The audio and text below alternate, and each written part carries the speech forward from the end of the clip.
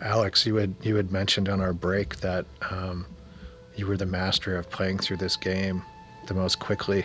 That's right. I think you should talk about that, because when I played this game, I think it took me a couple of days. Yeah, I'm interested in playing the remastered version to see how long it takes me. I think it'll be, 12 hours or more, but when we were in test, obviously we're playing it, every single day, so we know it inside and out, but when a brand new build came down, we always had to play through from beginning to end, and I was the person that always ended up doing that because I could do it the fastest, and I got down to just a little over an hour playthrough time. I want to say like an hour and 10 minutes was my fastest time.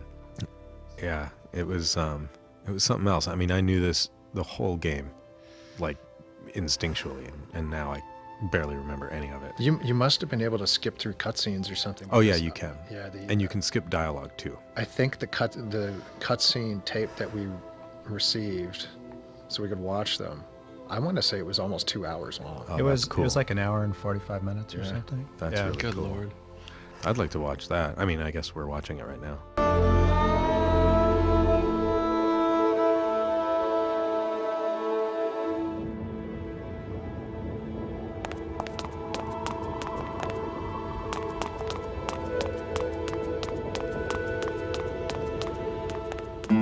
Oh, Gladys would love these.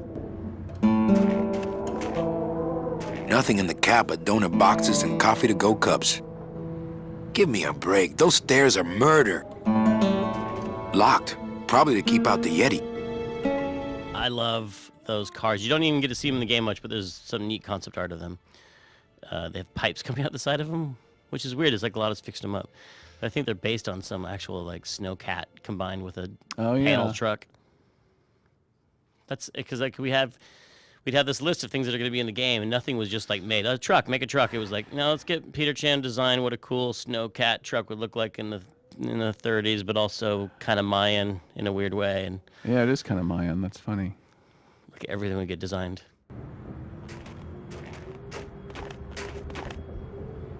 It's funny because Pete was always great at knowing. Not only would he know it was going to slip, he would always say, no, and then he'd spew out a date, and he was always within weeks. He always, and sometimes that date was way past where we were being told the date was. In fact, it always was. But he was always right, and I don't know if it was just a sixth sense or if it was. Well, I remember specifically what you're talking about. I'm not going to be completely correct, but early in the year, I predicted that it would be June. Yeah. Which was about 2 months past our deadline, and I felt very bold doing that. Totally. But I felt pretty on solid ground doing that. Of course, this was internal, just within the Sound Group. Yeah, we never would share say that this to you. with other people. And Pete immediately fired back, Day of the Dead. We all said, what? Day of the Dead. What is that, November 4th? Yeah, like 4th or Yeah. 5th. Yeah. November 5th. And so, you know what? He was within, we'd have to look at Wikipedia. Do Yeah. you remember the release date? I don't Oh, remember. it was October 20. Close enough. He was It was within October. a couple of weeks. Yeah. He was within a couple of weeks, and that was about March that he did that. Oh, and wow. it's quite amazing Yeah. that he was able to see that distance. I don't know how he did it, but he said it with conviction too. That's the funniest thing of all, and he ended up being right.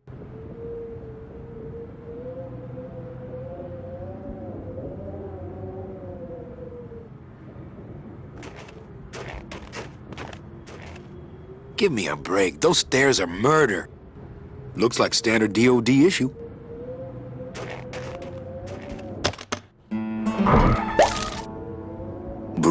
Bruno Martinez? You were the guy who packed me in there. You could have at least given me a magazine. 4 years with nothing to read but this damn mug. What are you doing here? And if you were headed this way, why didn't you offer me a lift? Wait, I'm getting out of here. This world's for suckers.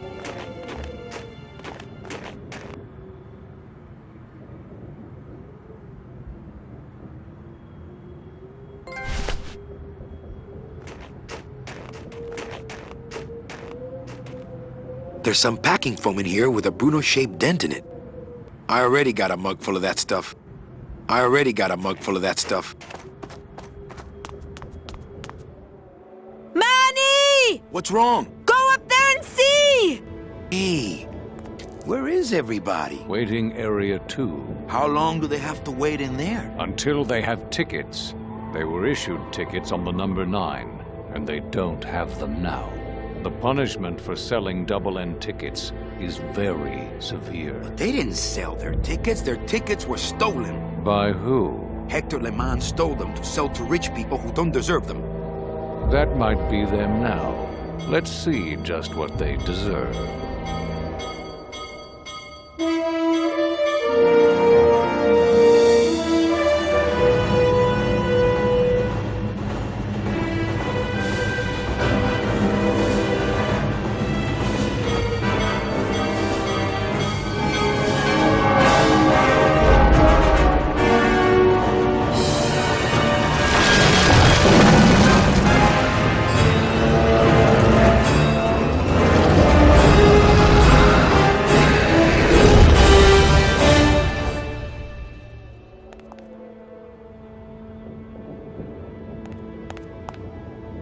The guy who played these Peruvian flutes, I believe, is from Peru. To look at the credits again, he lives in the Mission. It's like the whole Grimm score lives in the Mission.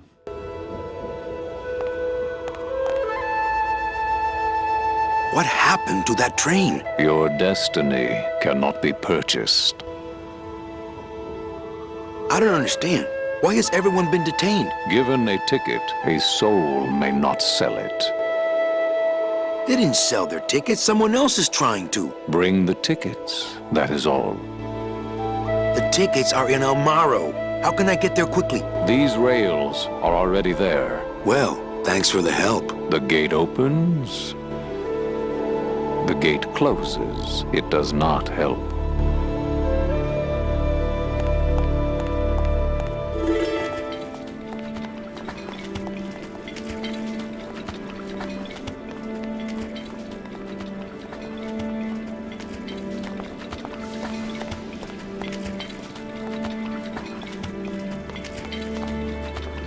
I remember what you said once about playing, I think it was the Day of the Dead theme, and you got the band to play it, and then you asked them, like, hey, guys, would you, something you might play, like, in your own band? And they said, maybe on Halloween. Yeah, that's right.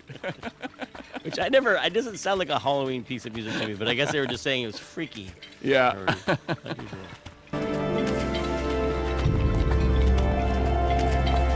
Wow, this mural has all the stuff we didn't put in the brochures. I'd rather just buy the postcard in the gift shop. I don't need a map now. I'm here.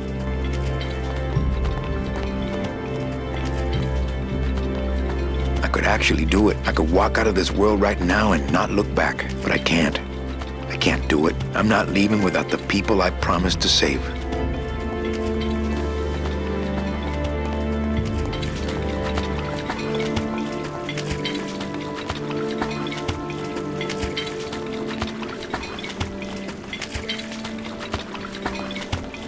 Oh, not again. I'd rather reason with him. Hey, how'd you get free? I was born free, Boatnik. Nobody gave me no ticket, so nobody can take it away. So what are you pacing around here for? Trying to unwind a little bit. All those years circling in one direction. Gotta even out my life in this world before I go on to the next, you know? Well, that ought to do her. Goodbye, Chapito. Happy trails, Captain.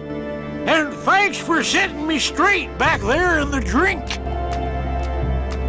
This little light of mine, I'm gonna let it shine. This little light of mine, I'm gonna let it shine. This little light of mine, I'm gonna let it shine. Let it shine, let it shine, let it shine. Hide it under some seaweed. No, I'm gonna let it shine.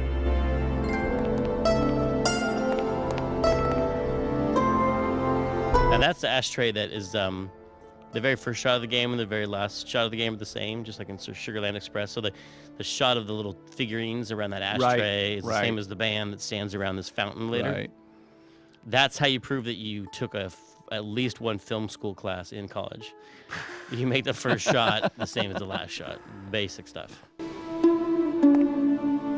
I hereby dub thee Geppetto's Fountain in honor of the strange, oily film he left upon your waters. Not picking that up. I could march around in it like Geppetto, but I think a better way to even out my life would be to go get those tickets.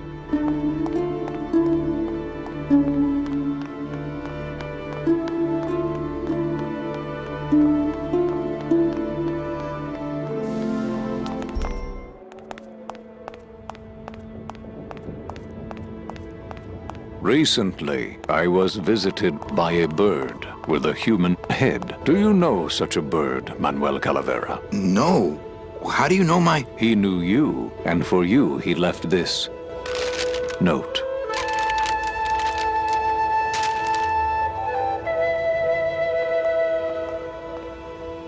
I know what you're up to. I've been watching. Stay there. I'm coming to sprout you myself. Yours truly, Hector Le Mans. Híjole.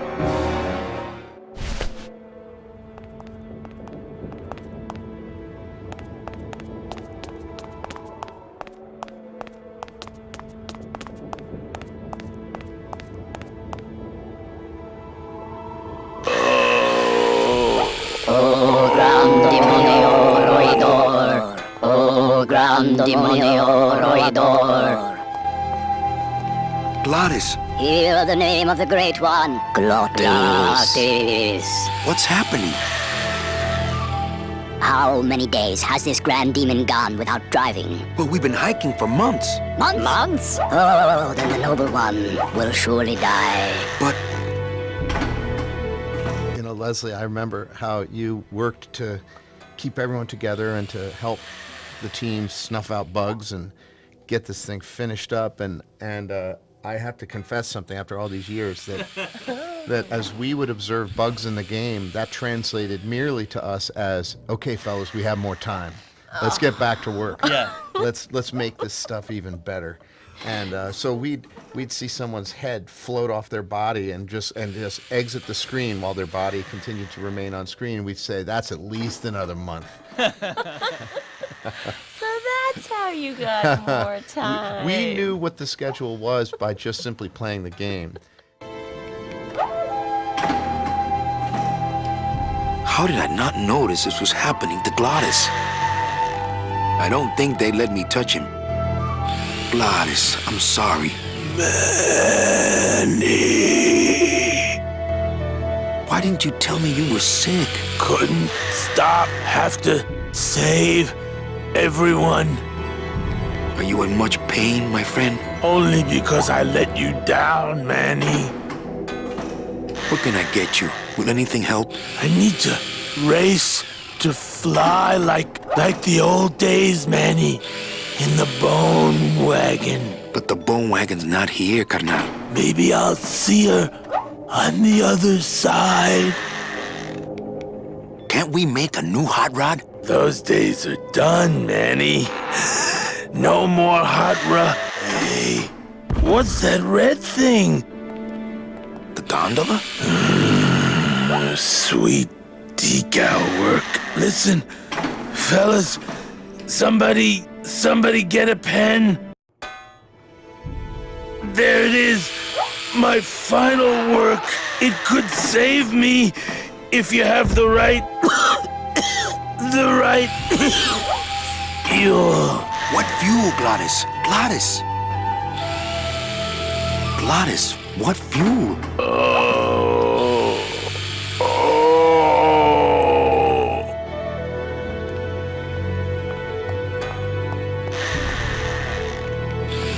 It looks like blueprints for a rocket sled. They're brilliant. No time for juggling. Hey, can I see those for a second? Please. This is mechanic's work. It looks like blueprints for a rocket sled. They're brilliant.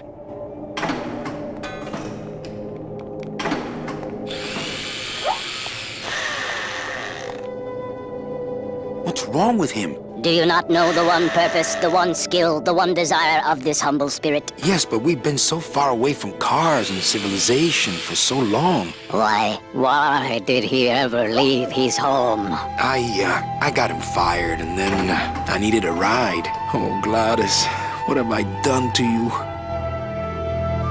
Can you cure him? His spirit has fallen so low, normal driving would not cure him in time. He needs to go faster.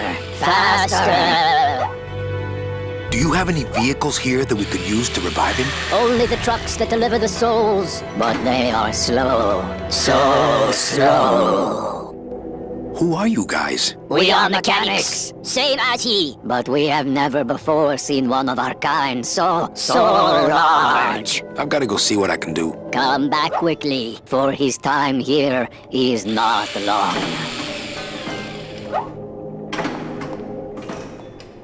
I think that's what Gladys would look like if he hadn't drunk his milk growing up. No time for juggling. Gondolas? I knew we should have checked this side of the mountain before we walked up. I'd feel too self-conscious carrying that around. Hey, how about a gondola ride, Gremlins? He's too big. The gondola is too slow.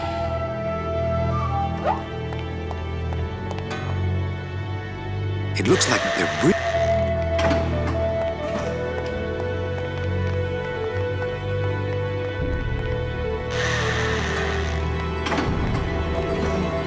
You can hear your brother's charango. Yeah. Really? Yeah. Well, it was a second ago. I think I heard it. It's somewhere in the Mine train station music.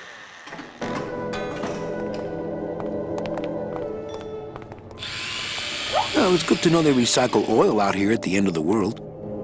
Not paid to move those. My joints don't need any oiling right now. How eerie. They have the same tool cabinets as Gladys.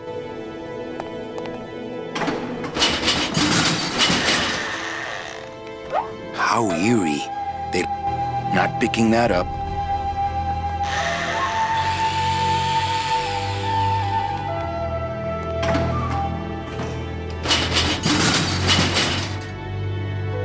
How eerie.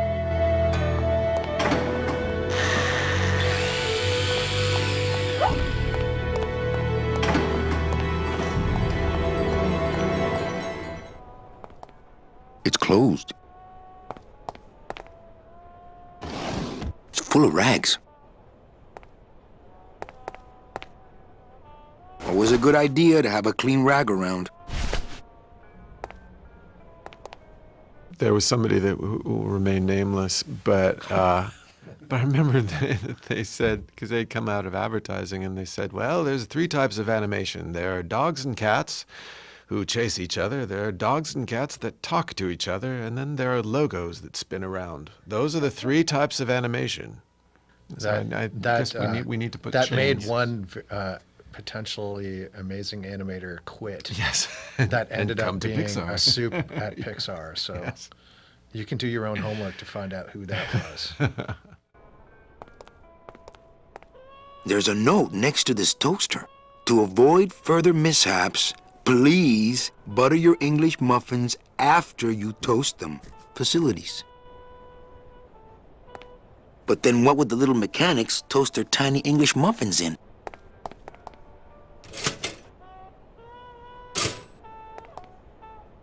It's the mug rack at the end of the world. I already have a rag I don't know what to do with. I've already got a mug, and quite a handsome one at that, I might add.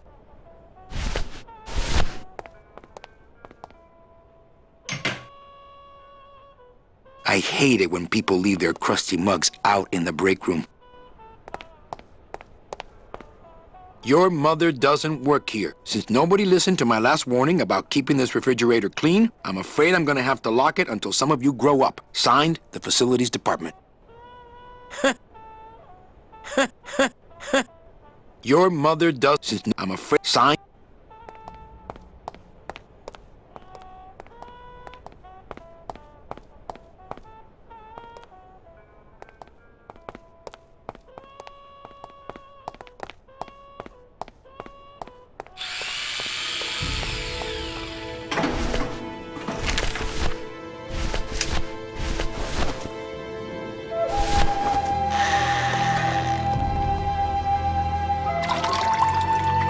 This better not stain my pocket.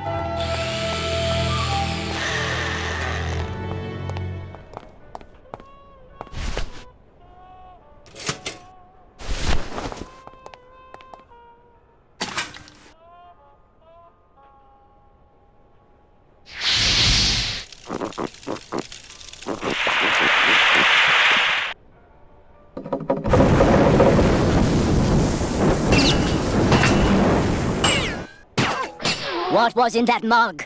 Something that powerful could fuel a rocket. If only we had more. Well, I could score you a couple of truckloads if you're interested.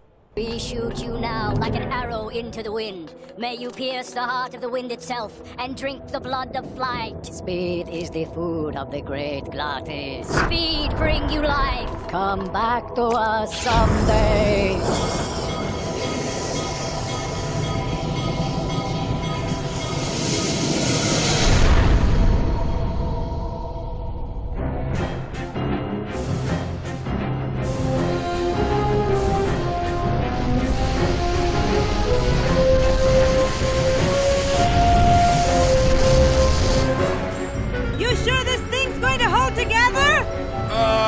At least most of the way.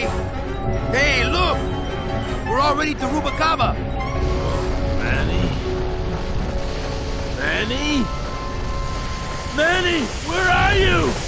Manny, I'm frightened!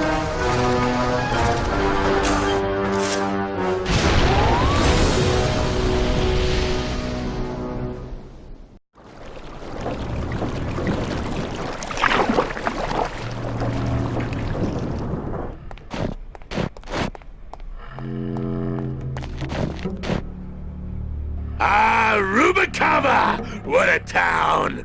Remember the glory days, Manny? Long gone, my friend.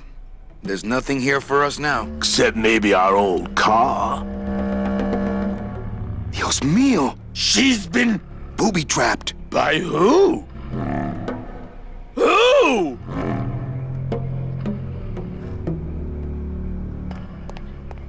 Those dominoes are like one long fuse. I don't think my hands are steady enough for that. I'm not setting foot down there. The slightest bump could start those dominoes tumbling. Yeah, this is Alan Blumenfeld, who really brought a lot of heart to Glottis. Yeah, totally. He's just a real sweetheart. Oh, yeah.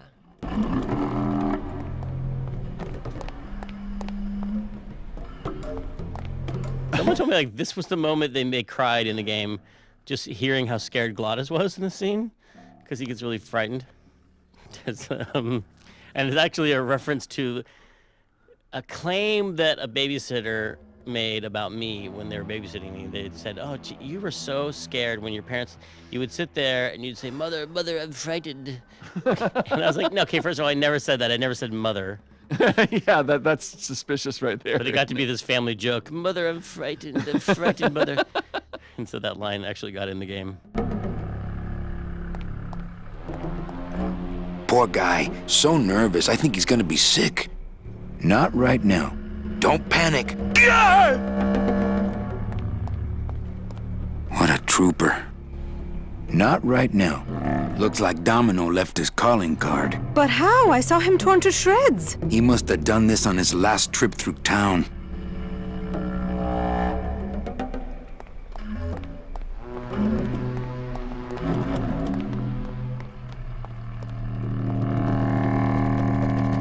That's the folding bridge that connects this pier to the base of the cat track. We're not picking that up. That's the folding bridge that connects this pier to the base of the cat track, or at least it used to.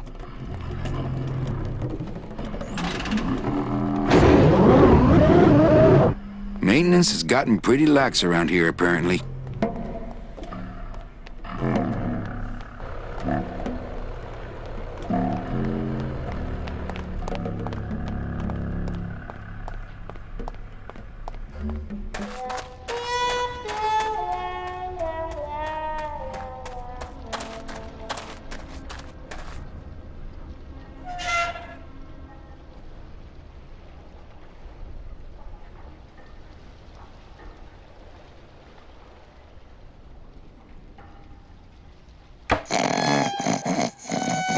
I have to say, coming out of school, I felt super lucky to, first of all, be hired by LucasArts by some colleagues of mine who went to the same school, and to walk into this building and see all the concept art for this game on the walls.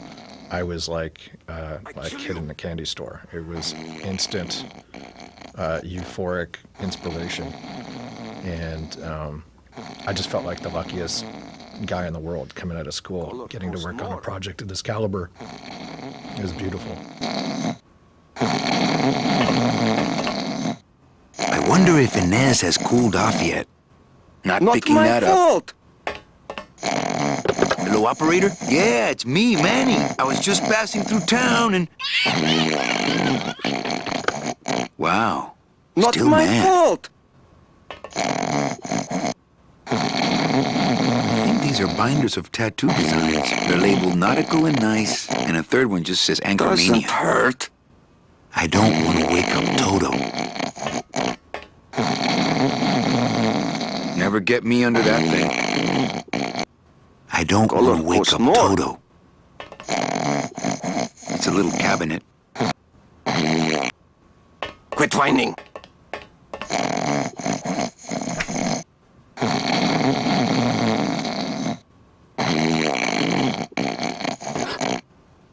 I kill you.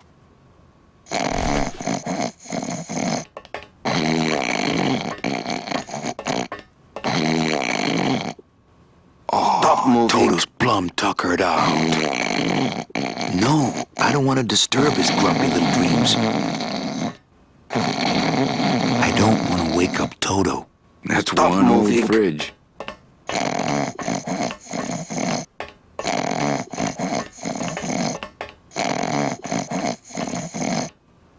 Color costs more.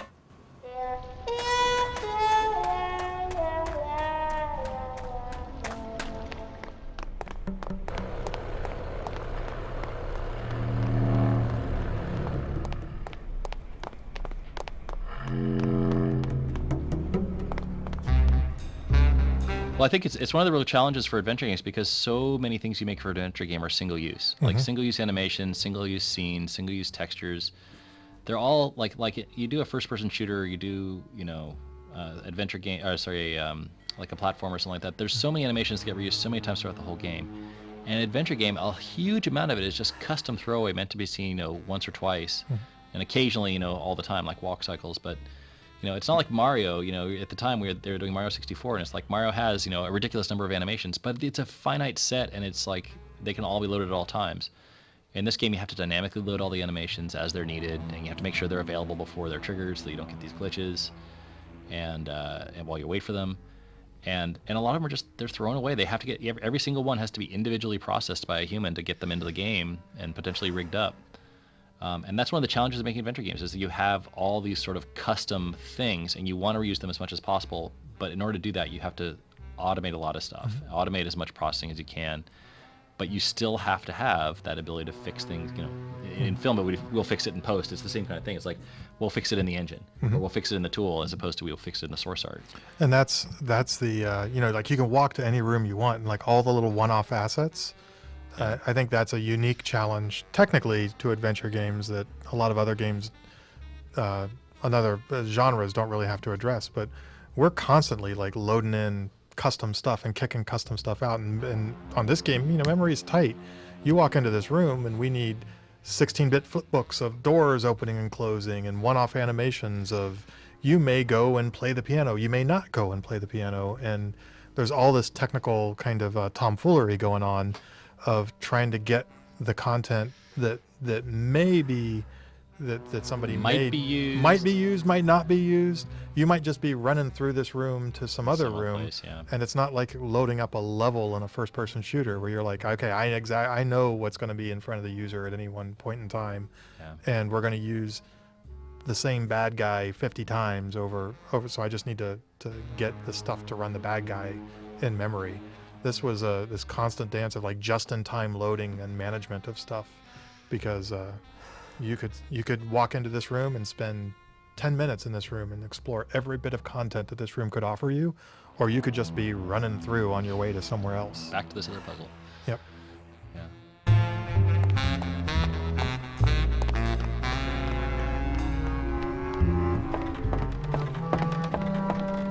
Manuel Calavera?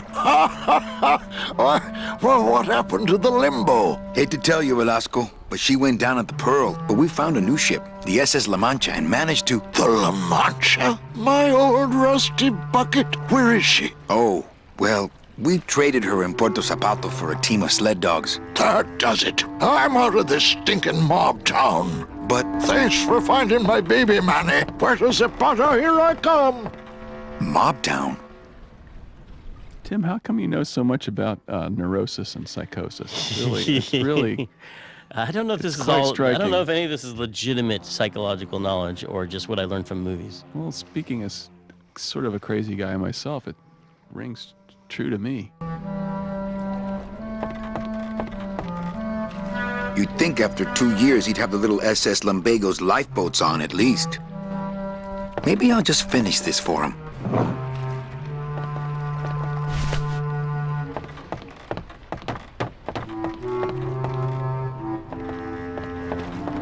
It's locked. It's locked. Not picking that up.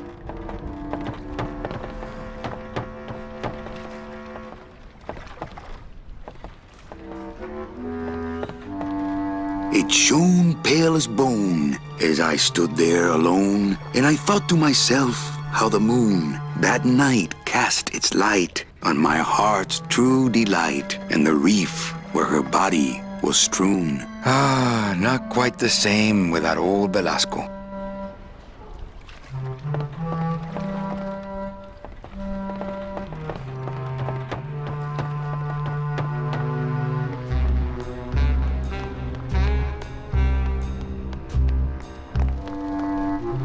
Actually, I think it was funny when you came in and you were all excited about working on this game. Like, I really like adventure games. I want to do this kind of thing. I want drama in games.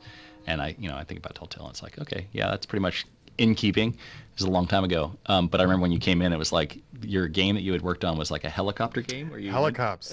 Helicops. Yes. and it was like as far different from this as you could possibly imagine a game would be. And I would not have imagined that a person who worked on Helicops was actually interested in adventure games. There weren't any games like this. All I wanted to do was play with little people and computers, and I had gotten to the point where I almost ended up working on a baseball game because that was the closest thing I could find to little people and computers. And that's when I saw this. I was just like, it doesn't matter. I have to work on this.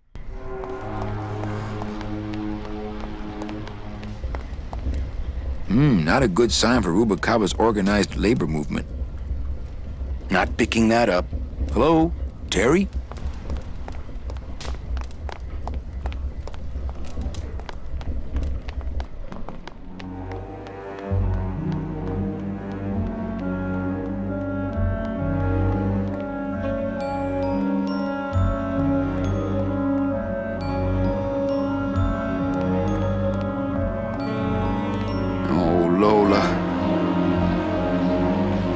Yeah, the sprouting was came later. It was like a solution to a problem we were having narratively with the game, which is like, how do you make anything matter in the Land of the Dead? Right. Like, if you're going up against mobsters in a movie, usually you're afraid they're going to kill you or someone you love, right? Or break your thumbs. And Land of the Dead, who cares? You're dead, right? So we're like, how do you kill people in the Land of the Dead? And so we wanted to have it be that you were essentially brought back to life. Like, it went the other direction. You were returned to flowers. And then flowers become the symbol of death in a weird way in the Land of the Dead. But flowers are such a huge part of the Day of the Dead, like the marigolds that you use in the Day of the Dead celebration, and the smell of marigolds are like a big part of the ceremony. So it was nice to have them be part of the game too. And then at the end of the game, one had this thing called the meadow, which was just full of flowers, which hopefully by that time would just look like death to you.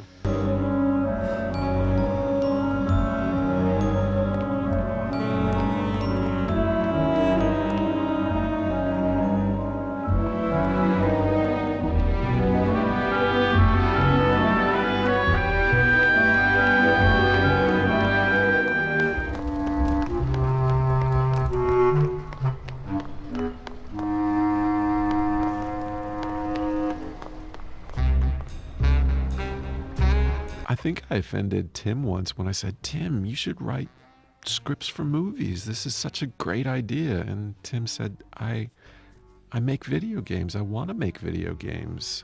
Why are you telling me to do something different? And I felt bad. You cried that time? No, I only cry at night, late at night. But Tim was often at the office at nighttime. I remember him. Oh yes, locking his office door and me trying to peek in between the curtains he laid over top of the glass, and he would be in there for days. Wow. Yeah. Yes. When he finally got down to doing the dialogue stuff, I remember that it was always like a pressure valve that blew on him at one time or another, and he would just lock himself in and churn out this amazing dialogue.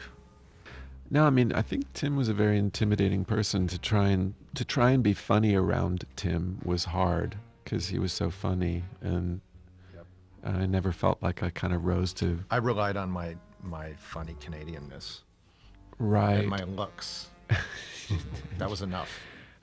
I think it was, yes, your biting wit. I think I bested him one time with a facial expression that was not intentional. What was the expression? Can you do it for the people on the commentary? You'll see it in the game if you look hard enough. Good Lord. Amazing.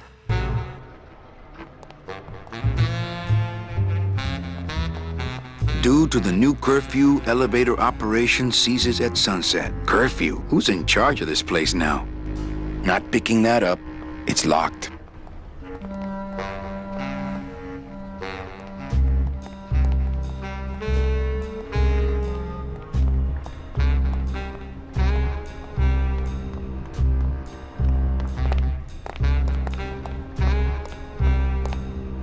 Extra thick doors to seal in the hipness.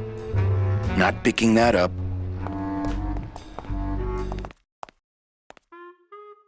But it was great. I mean, Grimm is definitely still sort of the most satisfying project I think I've ever worked on. It was just a lot of fun, and you know, the Cuban actors, American actors, Irish actors, a guy from Hungary, you know, just all over the place, just to bring that sort of diversity to it.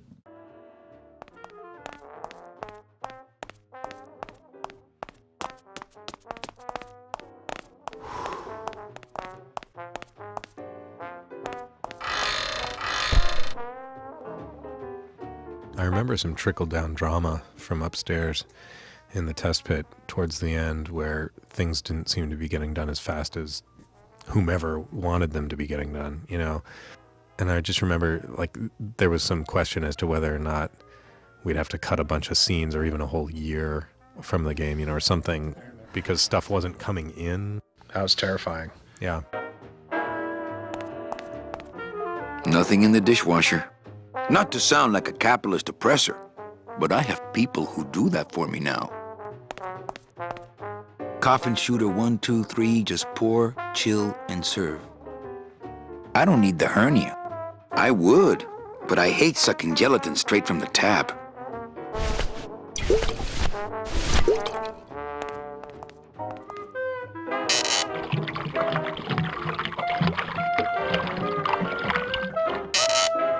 That's what the lumbago diorama needed. Fake ocean water.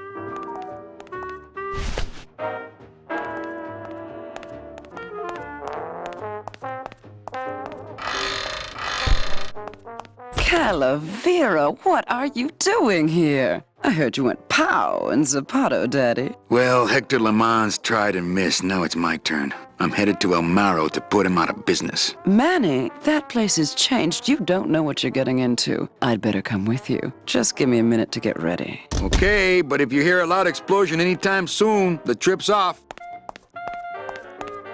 One of these days, I'm going in there. Is it time to go yet? No. We're having a little car trouble. Come by when it's time. Not picking that up.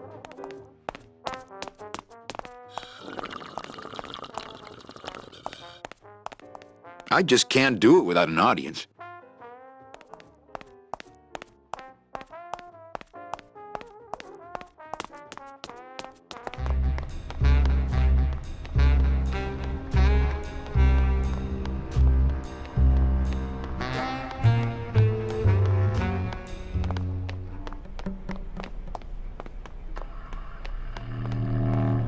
That goes to the upper dock, but nothing's docked there now. That goes to the upper dock. It's locked, but there's nothing up there anyway. That goes to the upper dock, but nothing's docked there now.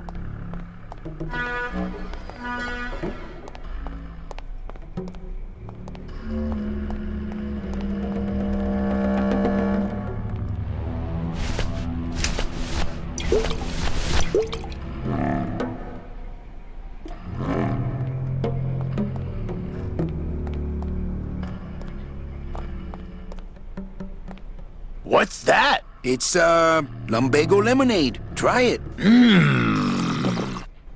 Perkly little aperitif, actually. Yes, sirree. Not bad at all. Tell me where you got that right now! Olivia's kitchen. Lumbago lemonade! Manny, aren't we in a hurry? Don't worry, this won't take long. Oh, my stomach don't stretch like it used to. Oh, Gladys. So what is that stuff they pack canned hams in anyway?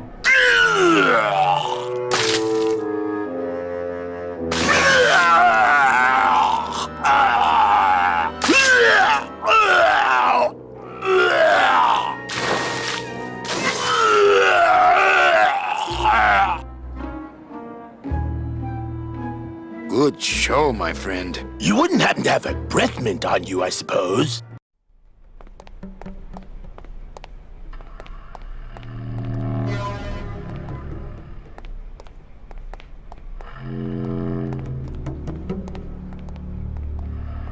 Looks better. Feels better.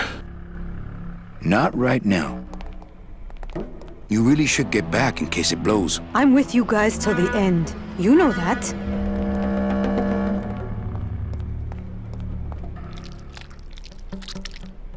It's not gelling. It can't gel now. It got all nice and warm in my belly.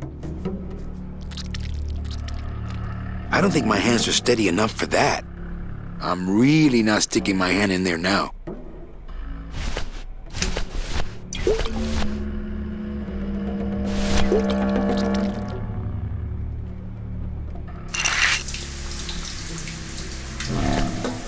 Hey, good idea. I bet I could keep it down now that it's cold. Just let me get across first, okay?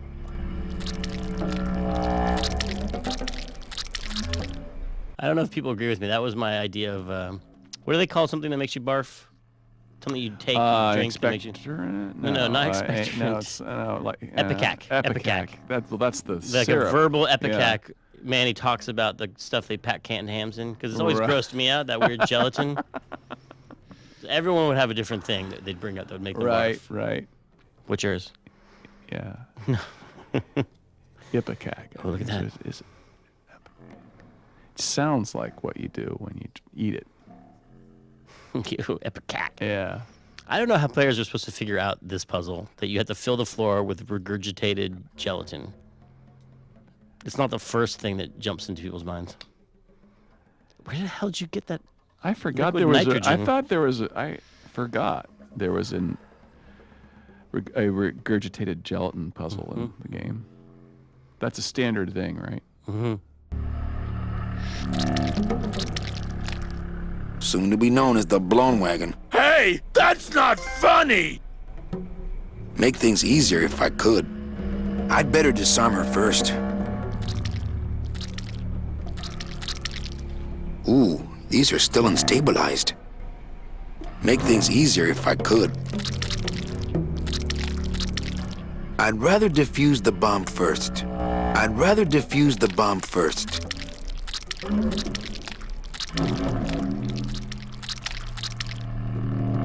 better disarm her first. Soon to be known as the blown wagon. Hey, that's not funny! Fiendish. Well, here goes nothing.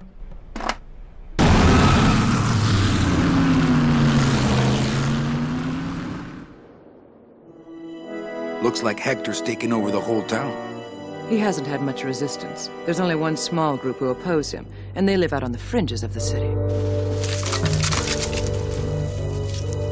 Places like this, you mean? I hope they're not hurting Glottis. Ha. Shows what you know about this group. Their leader is a great man who... Manuel Calavera, we meet again. I see you have found what you were looking for. How fortunate for you to arrive now, just as we too are about to achieve success. Our army has grown, and right now our top agents are in Hector's weapons lab, about to close in on the enemy in his own den. I couldn't have done it without you, Manuel.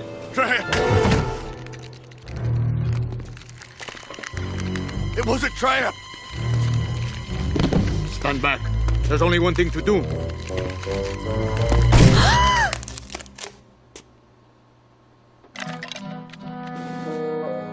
Thank you, sir! You have saved me! But more than that, you have enabled me to continue to serve the movement! What did you say about a trap? Hector uncovered our agent in his weapons lab. No.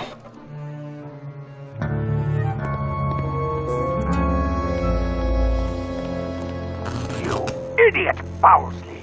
Your new lab assistant is a spy! Haven't you ever heard of a background check?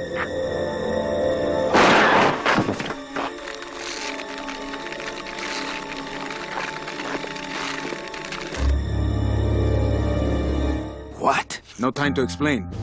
Now I'll have to take matters into my own hands. Take me with you. I've longed to be of service to your cause for years.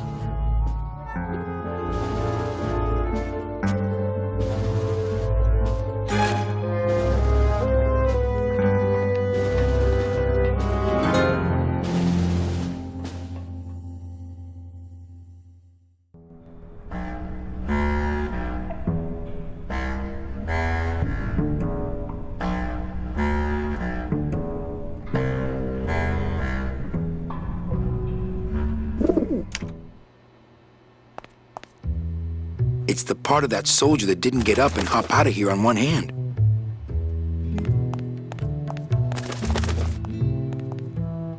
Better save this part from sprouting.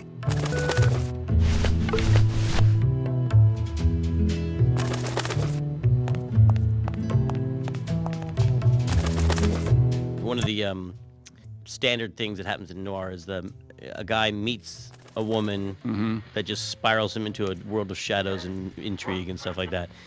And sometimes it's because it's a femme fatale who's up to no good, and sometimes it's also a totally innocent woman who just happens to be on this path that she's in sort of trouble, and he gets pulled into it.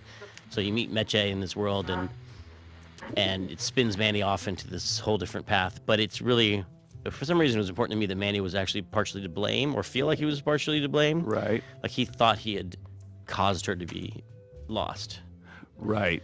When it was actually more Domino's fault that she got sent off. He stole her number 9 ticket. Well, you didn't want to blame the woman, like Well, no, say Double Indemnity does, or yeah, where she was actually scheming and where this is more just someone who Manny feels like he has caused misfortune to come to. Right, or Maltese Falcon does, for that matter. Yeah.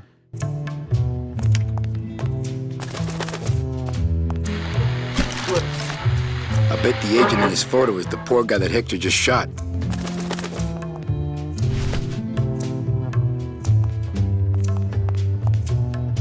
I imagine these pigeons being all over the game, everywhere. And they just showed up in a couple places, and it made me sad. I think I wrote up a crappy bug about that. And I said, we want more pigeons. Thank you, man. Thank Closed. I think we ran into the polygon limit, and we could only have so many. The pigeons were because alpha flats. There were many, many alpha yeah, flats. but there were a lot of them, and they were actually some of the highest poly things in the games. It's my fault. Because I think every bone got built on the pigeons. They were actually really fun to animate. Yeah, the pigeons were a real fiasco. It's kind of Sorry, hard. Alex. It was my first experience. I appreciate this. Finally brings some closure to the pigeon situation. I think I'm answering your bug right now. Right now. I'm gonna go close back this and bug check this out. off. That was also my first experience animating something and not knowing how it was going to be used. So that was kind of like a different mental shift for me. And it was just the first time I had to make a bunch of idles and loops or takeoffs and lands that all had to work together. It was pretty interesting. I remember swearing.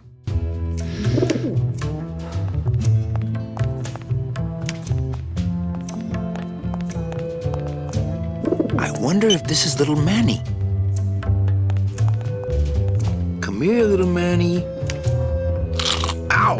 Hey, must be little Meche. Remember one day Tony came into the studio and he had a silk shirt on, and on top of the silk shirt he had a sort of a little sweater, sleeveless sweater. And we were recording and it was like, God, what are we hearing? What are we hearing? And the engineer's like, oh, I think it's a sweater. And we're like, hey, Tony, can you take your sweater off? Takes the sweater off. Back to rolling again. Sound's still there.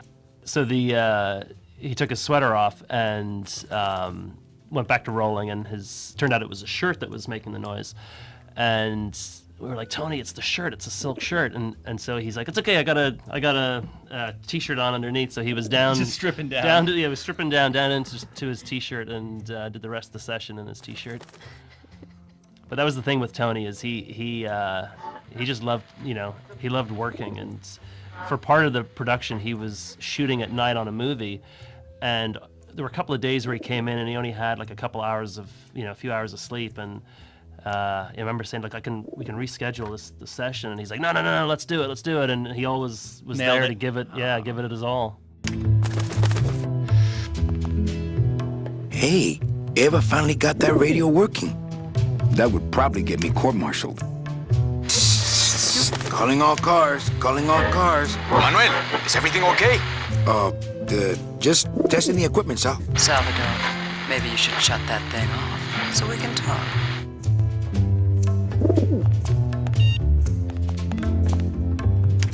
Yeah, I remember having to get extensions. That was like my favorite. Oh, yeah. No, I would have to go in because I'd be the same thing. Because I always advocate for the artist, and I did. I mean, that's why I loved working with Tim. He's so creative. And so we would talk and collaborate, and then when I'm like, no, look, this is the date, because I'm trying to say the date, and then he did the ship story. And so then we had to go get more time. And I was like, well, how are we going to do that? And then he was like, here's my technique. I go into Jack's office, and I stay in there, and I threaten to light myself on fire, and I just scream, and I stay in there until he extends the date. And I'm like, that's a great strategy. Yeah, it worked. I know. It worked.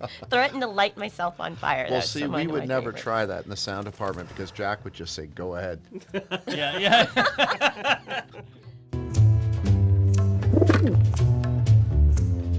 This camera's showing nothing but flowers. Must be another fallen agent. Nothing to see but flowers. It's attached pretty well. Who's the plant nut? That nut is Hector Lemon's personal munitions expert, Bowsley, a.k.a. the florist. That was his job in the old world, but here he is a botanical weapons expert. This has left him fairly conflicted. Why does he make Sproutella for Hector instead of our side? We've been trying to recruit him for years, but his lab is in Hector's tower. He's untouchable. It's attached pretty well. Bet if I could get that plant lover out of there, I could talk him into making a gun for me instead. High-tech surveillance equipment they have here in the sewer.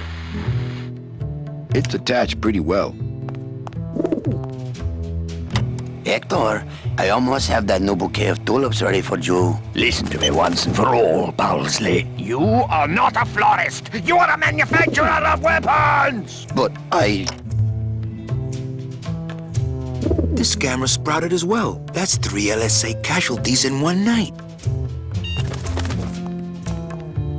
We haven't done it in too many games, but having a year transition between things and changing the location and letting you pick up friends and travel, like, just allows you to have so much character development where Totally. Manny and Glottis have now been through a lot of stuff together, and they're in different clothes, which is, they're in different jobs, and they've moved from town to town together, and just starts to build this real friendship between them, which is nice. And I think I realized I'm going to put 4-year transitions in all games from now on, just so we can have that kind of relationship building.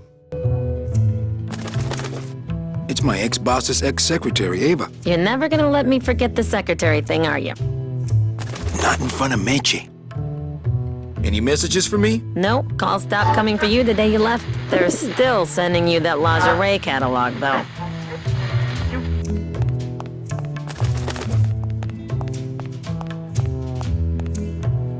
I take Mecha to all the best places. Not right now. Okay, here's the plan. I need a disguise so I can get close to Hector, and a gun so we'll have something to talk about when I get there. If you figure out that part, I'll go find out where he is. His casino tower is directly above these headquarters. All right, meet me there. Volunteers quickly for dangerous work. She could be very useful to the cause. As far as I'm concerned, she is the cause.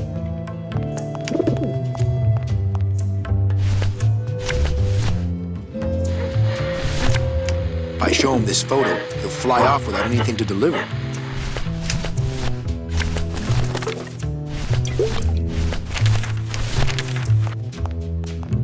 Okay, don't bite. This is a note. You like notes, remember?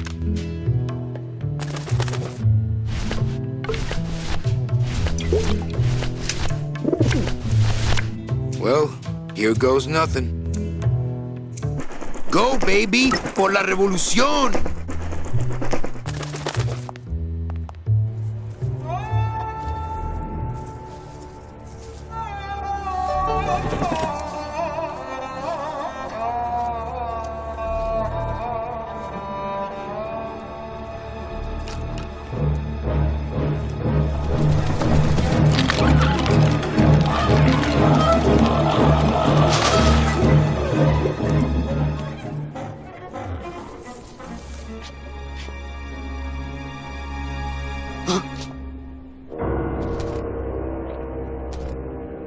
One of Hector's messengers. With a message for me? I know what you're up to. I've been watching. I'm coming to sprout you myself. Yours truly, Hector Le Mans. I knew it! I knew he was out to get me the whole time! You'll never find my secret hideout, Hector. You're going to have to find yourself another Flores!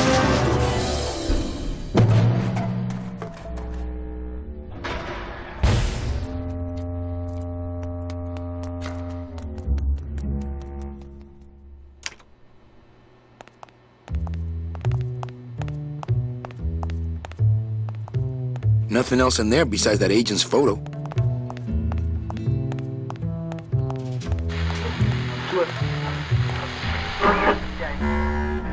Oh my God! Look at that. I forgot about this set. That looks like a painting or something. That's great. Yeah, this is one of the.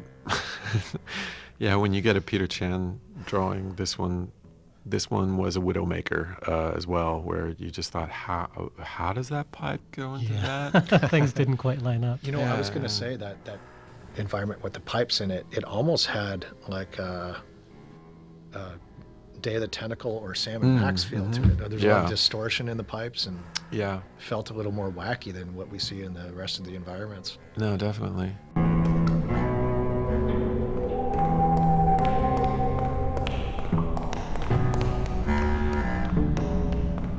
Hello down there.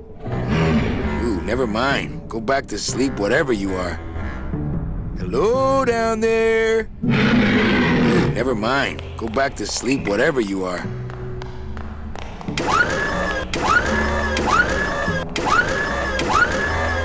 Give me that. I didn't put in too many late nights, but there was one where I was in the office at 2 in the morning just making notes on the script, and all of a sudden Chuck Jordan walks by my office and says, "Hi." And there was a way about him that 10 minutes later I got up from my desk and went over to his office and went in and said, "Did you just get in?" And he's like, "Yeah." He's like, "I get in at 2. 2 in the morning." He's like, "Yeah." And I guess that he had put in so many late nights that his whole time clock had shifted, and so he said to Tim, he's like, "Hey, is it okay if I just come in at 2 in the morning?" And Tim was like, "Sure." You know, if I had had a car like this when I was alive, things would have been different. Not picking that up. No use for it.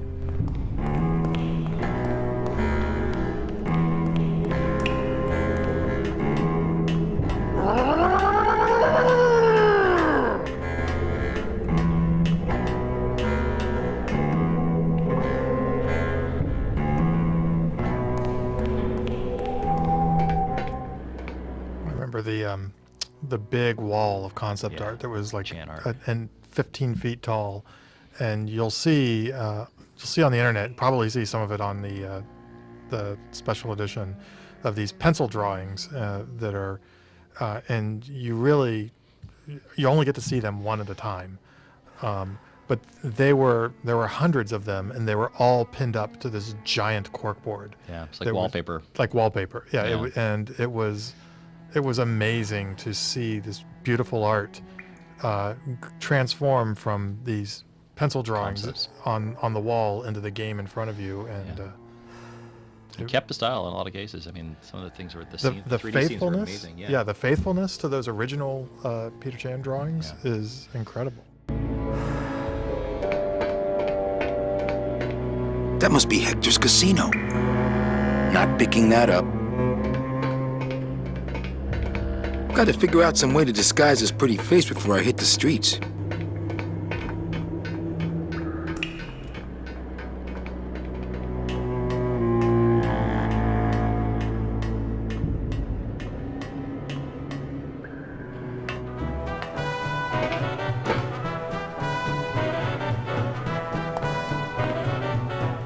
It's not like Johnny Thunder lets just anybody in his review. No. I mean, being allowed to wear the Johnny Thunder makeup is an honor. Yes. A privilege. Yes. So I said to her, you give me that 10% discount or I'm taking my business elsewhere. You said that? Well, oh yes, I was mad, you know. And then, here's the good part. Wow. I am not kidding. Show business coffee.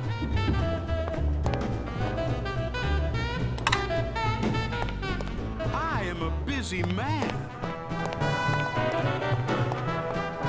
Of course, as soon as I save up enough money for a double-N ticket, I'm out of here. What? You can't just buy a double-N? Well, I know somebody who knows somebody who knows Hector Lamans. Wow, you know everybody. Well, I guess so. So then I says,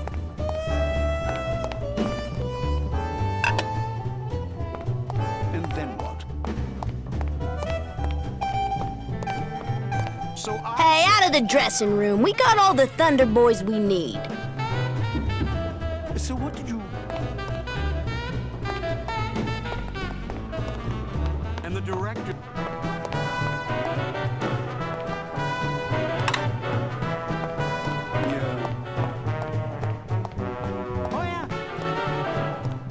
Oh, coffee. Thanks. Really? A real amateur? One of the cool things about this game too is that there's a few characters that actually went through costume changes throughout the game, which was a nice detail. No, and it really gives you a sense of time, time passing.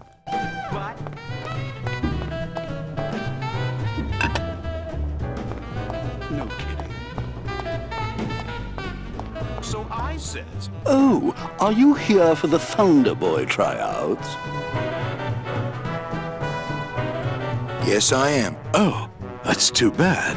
Because we just got the last 2 parts. Maybe next season.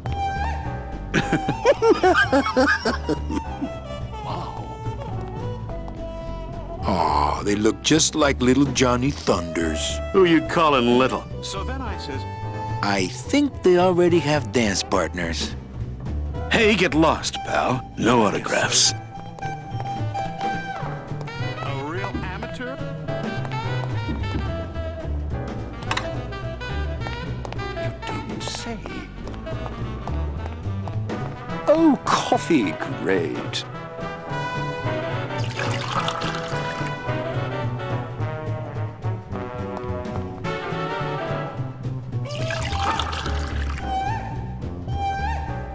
About time we got a PA around here. Hey, kid, keep it black and keep it coming, all right? And then what?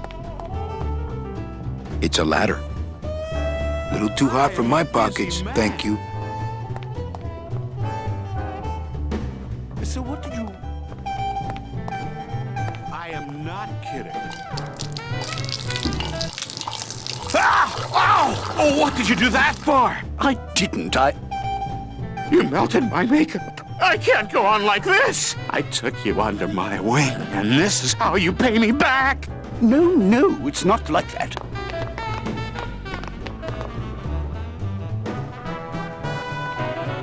There's no, this is a really boring fact, I'm going to share it anyway. There's no inventory combinations in Grim Fandango. You can't use an object with another object in your inventory. Oh, that's right.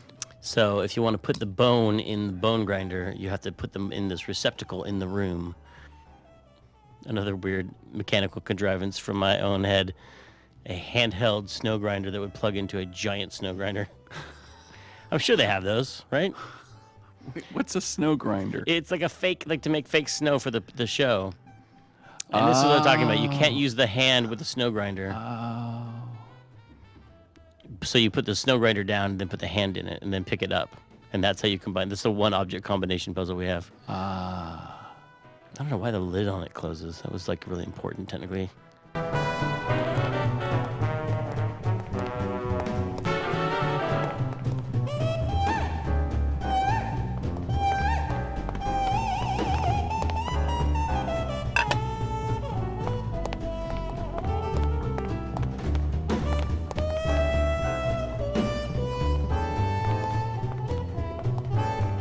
This snowmaker is huge, but the grinder part looks handheld.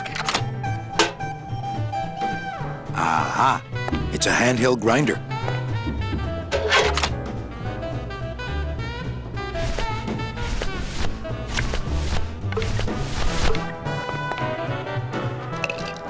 I think he'd be happy to know his body was serving the cause like this.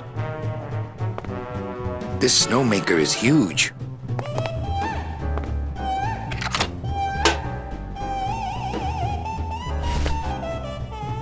That would just dump blocks of fake snow on the ground. Not a very festive holiday effect. That would just dump blocks, not a very...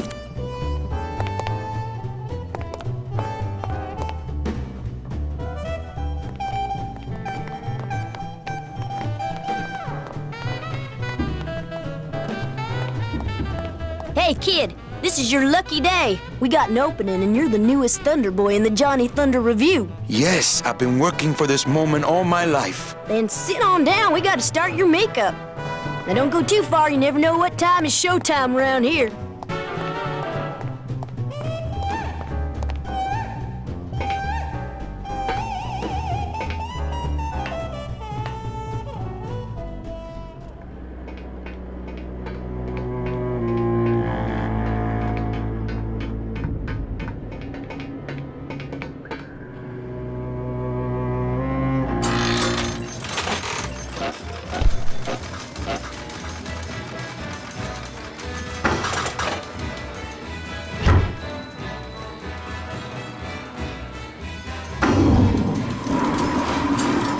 Ay, que alivio. I can't remember the last time I had access to a men's room.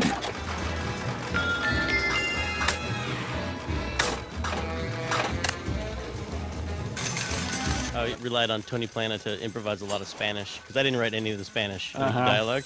I'd write Buddy. It was always like, Buddy, hey, Buddy, what's going on, And he would bud? say F.A. And he'd or go, something like that. yeah, let's say Carnal, which is like, Carnal was like, really close. Like carnal, like of blood brother. Yeah, sort blood of. brother. Yeah. And then it's like, I think he calls him hermano, like brother, a few places.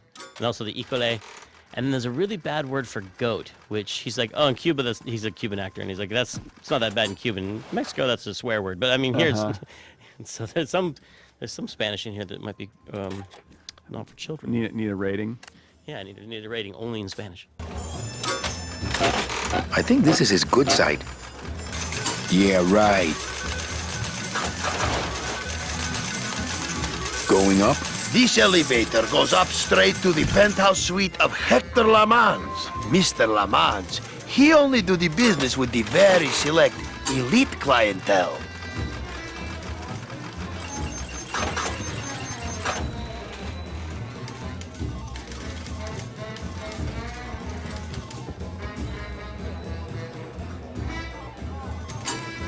I think he's doing Army. I think that's his deal. He's doing like Right. Yeah, no, Soldier I get Boy. it. Yeah, it's like Gomer Pyle. Yeah. Kind of like Gomer. Not Gomer. No, he's doing I don't know what he's doing. Well, I mean, not Gomer specifically himself, but that sort of world of humor. Like T. Boone Pickens. No, not T. Boone Pickens, but T-Bone Pickens. That's some of the most Slim visually... Pickens. There we go. Now, oh, exactly. Like Slim Pickens in Doctor Strangelove.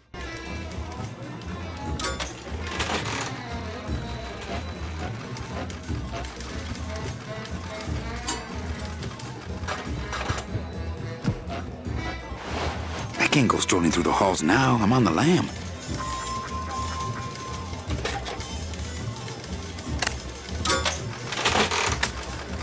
Something strange is going on under that raincoat. Don't think so. Hey, what's going on under that raincoat? I don't know what's going on under that makeup. Agent Calavera? You? Didn't Salvador chop you in half early this evening? Yes, which has given me this glorious opportunity to serve the cause by gathering funds for the LSA while stealing from our arch enemy at the same time. What exactly are you doing with these slot machines? I'll stick myself inside like a finger down the throat of Hector Le Mans himself, and I'll make the machine regurgitate the wealth it has devoured. Yeah. Can you crack any machine? None of these unholy temples is safe from the LSA. Mira!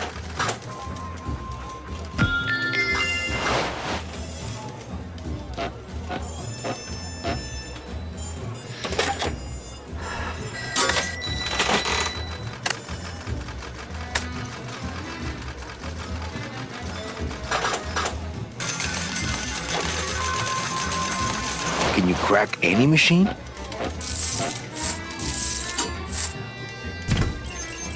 None of these unholy temples is safe from the LSA. Mira! Can you crack any machine?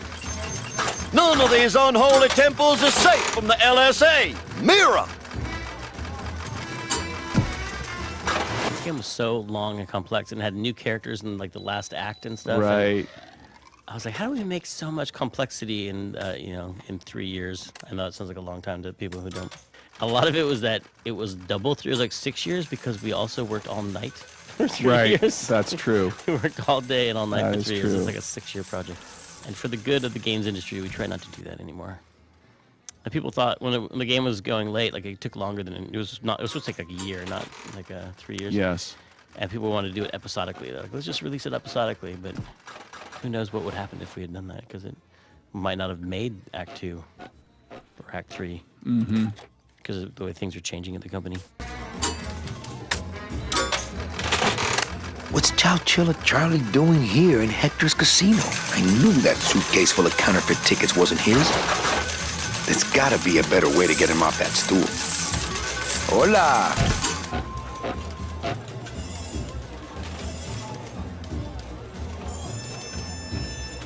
No drinks for me, thanks.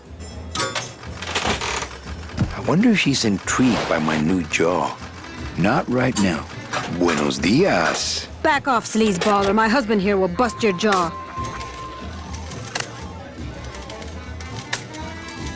Meche, it's me. Manny? That's some costume. Here, help me get Mr. High Roller here into this sheet so we can get out of here. Hey, is that you, young lady? I'll get you. Young lady. Special assignment just in from Salvador.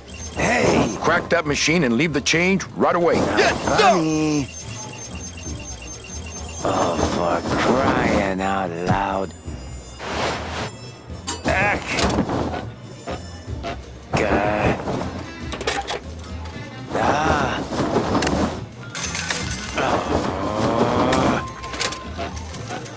Hey! Young lady. Not funny. I did it. My system worked. I knew it. I told you. That's great. Now let's go so you can buy me a drink at the Romano. I'll meet you at the train station with the ticket. tickets. There won't be one for me, so you'll have to go back by yourself. I'll tell that gatekeeper everything. He has to help us. Come, my lovely. I have another infallible system I'd like to demonstrate. Ow.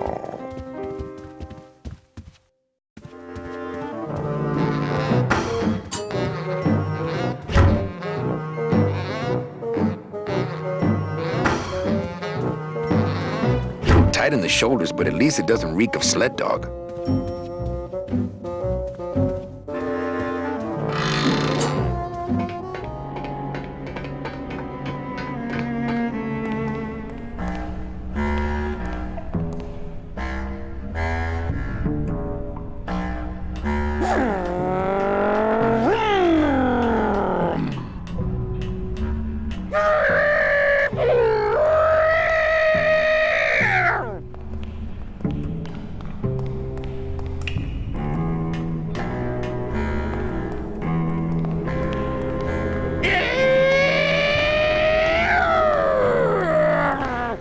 I saw Bowsley run down here, but where did he go?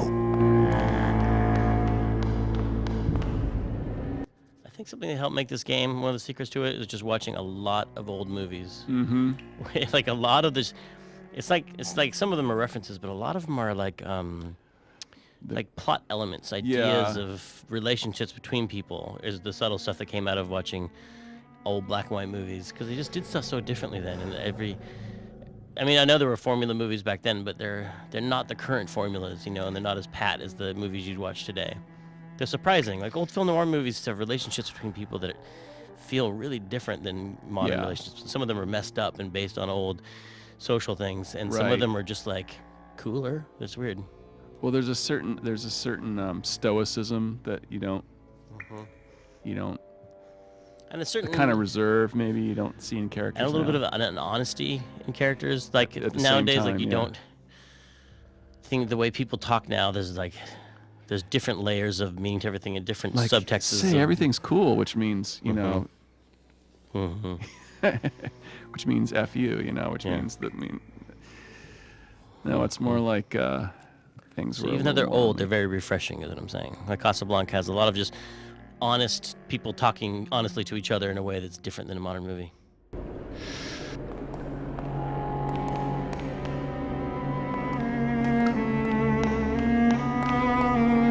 How about this one? Anyone down here? Monsters? Again? Not picking that up. Can anyone hear me besides the scary monster? Dang.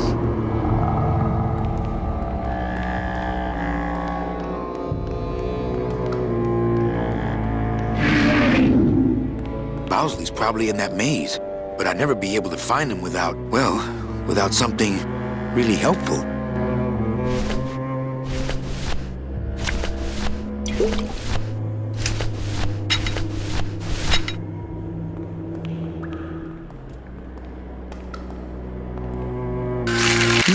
The flakes of bone. Okay, I think I could follow the trail this way, but I need a little light.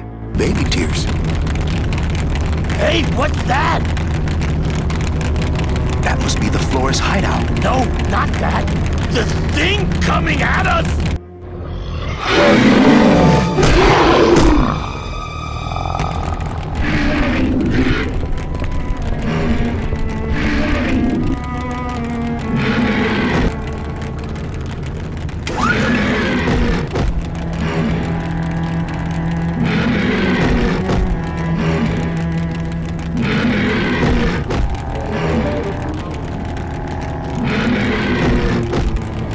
There's a certain amount of improvisation the more towards the end of the game you got, the more the musicians improvise, and so sort of like everything's like the Meadow kind of, isn't it? It is. It's a little bit like in fact I think it's a remix of some of the tracks I used in the Meadow, and they're sort of riffing on the Hector theme. Wait, how are they? Where's the Hector theme in this? The da da da is part of Dun, dun, dun, dun, dun. Oh my God! You're ripping this whole game wide open with this Hector conspiracy. Kind of it's what I do is hum the Hector theme to them before they would start jamming. ugly, and it's in my way. Yeah, you heard me. Not picking that up.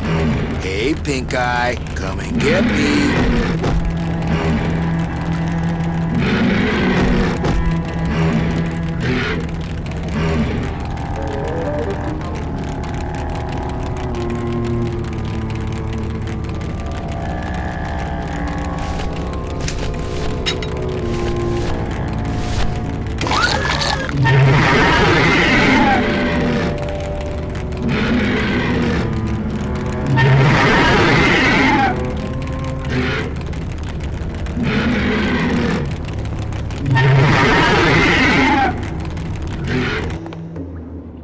I really didn't like early 3D, Yeah. like 90s 3D, because Right. I always thought it looked like cardboard boxes that were taped together and that someone had dragged nylons over, you know? and that implies a lot more smooth skinning than actually existed. It was really like, it was really, and then everything was painted on the outside, even things that should be modeled as an interior space, like ribs on a skeleton or something. Everything was painted on the outside. Right. And it looked ridiculous. So it looked like everybody was wearing a Halloween costume anyway. Yeah, and then I saw those papier-mâché skeletons where they painted the ribs on the outside, and I was like, this is perfect. This kind of folk art would actually look really good in 3D.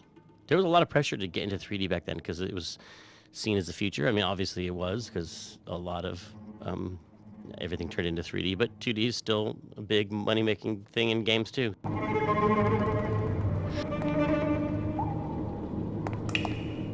It's amazing how a little touch of human remains can brighten up a place. No. No. I love what Bowsley's done with the joint. Not picking that up. No.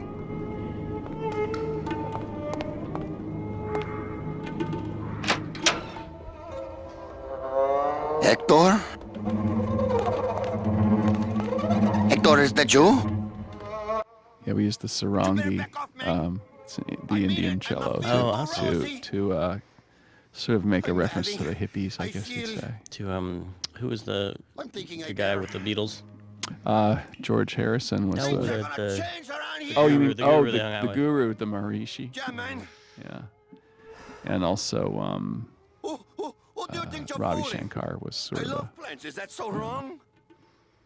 friend of theirs, musical friend of theirs. You people, you think plants are death? Plants Looks are like a life. big ball of tape screwed to the wall. Can't reach. Screwed to the wall. Hector, is that you? You better That's the back most off, man. gruesome window display I've ever seen. I mean it. I'm not feeling too rosy. I'm not touching any of these That's human a remains. gruesome display. I'm not touching I'm any not of these touched. human remains. This human remains sane. I mean it. I'm not feeling too rosy. So, yeah, one of the things that I think people don't realize is it's not just pre-rendered art, but there's pre-rendered Z buffers through the whole thing. And we thought that the pre-rendered Z buffers would just do all the work for us, and it turned out that if you look through the game data, the pre-rendered Z buffers, there's a lot of hand-painted pre-rendered Z buffers. We made a Z buffer editing tool, which was funky because it's 16-bit data, and you can't edit 16-bit data in an 8-bit monitor. So yeah, you'll see. It was grayscale. It looks like a ghost scene. It's like you look into like a foggy version of the world. Yeah, so we did like a quantized 8-bit version of it, and you could paint into it, and people would just use like big boxes and find places where he was clipping, or we didn't want him to clip. A lot of it was he was slightly behind something and he shouldn't have been. So you would like go into the edge of the sofa or something, and you just black it out. Black it out, yeah. So that he would pop in front of it. Yep. Where do you get off? How can I At least do he's to got get you some to of the take me bodies on ice. seriously? Not Body's picking on that ice. up. It's locked. I feel there's other shot. Judging by the emblem, these cases are full of Freshness Sproutella. count. Yeah, the good stuff too. None of that slow-acting fern food that I left for Hector. Fern, what's that? What are you doing? Are you crazy? Get back! Put your hands over your head. Put your head in your hands. Put your head in your lap. Yeah, man. Who do you think you're fooling? There's a character who shows up later on called the Florist, who is played by a great actor called Keith Sarabaika, who I've worked with a lot over the years. And Keith, oftentimes when he auditions, the characters that the way he does his auditions, they're not usually safe choices that he makes. And the first time I came across him was he was auditioning for Boston Low, and he just, Boston Low's a space commander, and Keith was doing something very deep and dark and strange, and because his last name is Zarabaika, it just sort of stuck in my head, and I used to always look forward to whatever audition Keith was going to throw our way, and they were always bizarre and never appropriate. And then when he auditioned for The Florist, who's insane because he, in the real world, is a florist and deals with flowers, which are beautiful things, but in the Grim Fandango world, it's death. He's gone crazy, and he's deranged, and Keith just nailed the part, and it was just brilliant, and it was at that moment that I realized, oh, he's actually a normal dude, and he can do all sorts of other things, but it's just his audition choices are different and unusual. Do you want death within death, Hector? Is that what you want? Everybody lies, even the bell! Listen, Bowsley, I'm not here to hurt you. I'm picking up a lot of anxiety Listen, Bowsley, here. I'm here to hurt you. Who do you think you're fooling? You are crazy! I say get back, Hector! I love plants, is that so wrong? Plants are beautiful. You people, you think plants are death? Plants are life. You're all death. Hey, do you know what you just did? You just opened Pandora's box. You get out of here right now or I'll let you have it.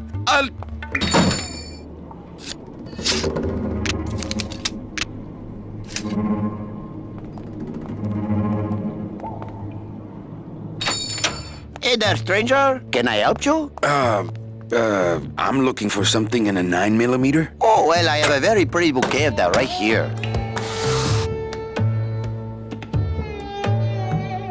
There you go. Would you like some baby's breath to go with that? Sure. All right, here you go. You have a great day now.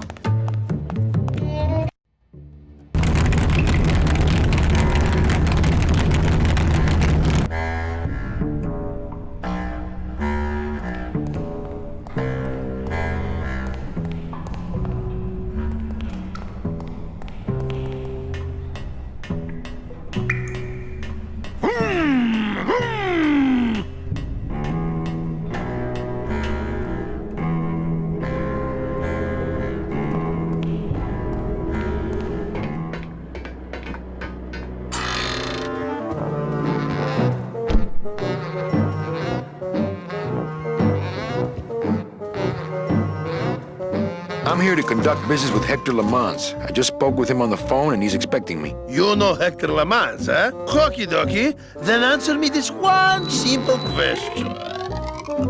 Okay. How many stones might an Englishman say that Hector Lamans weighs?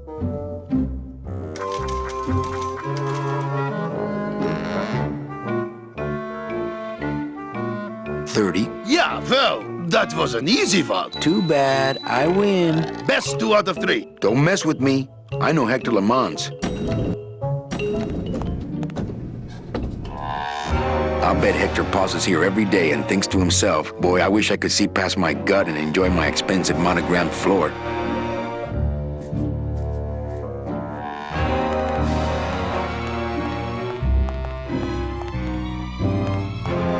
Nope, I've come this far, I have to go through with it. Not picking that up.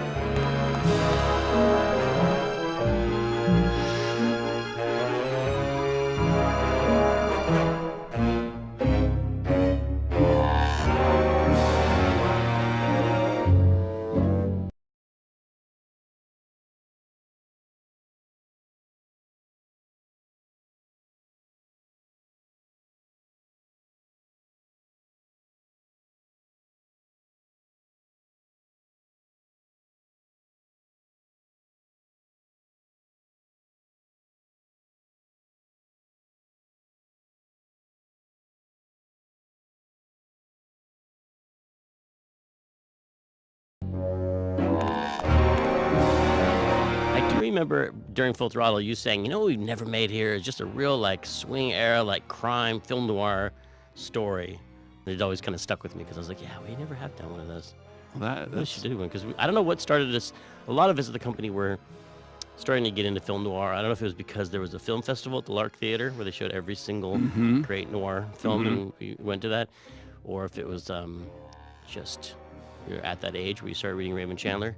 We talked about Raymond Chandler a lot in the office too. Yeah. You were like, she was so cold, a lump of spumoni wouldn't melt on her Slice shoulder. of spumoni wouldn't have melted on her shoulder. That always Yeah, stuck with me, and I was like, man, I got to read more Raymond Chandler. And so that started me on that. Awesome.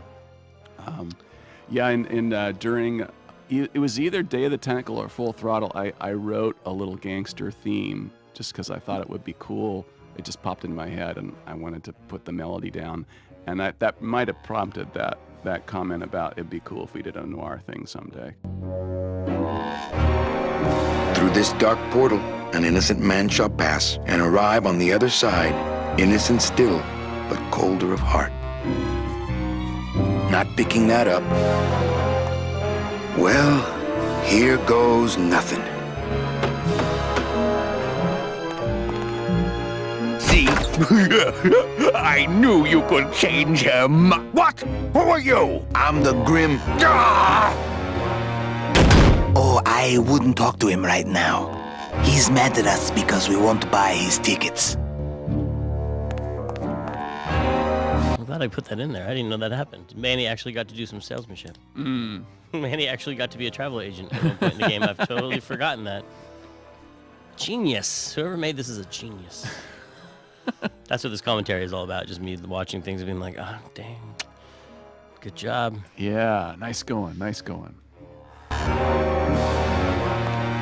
Looks like Celso found his wife after all.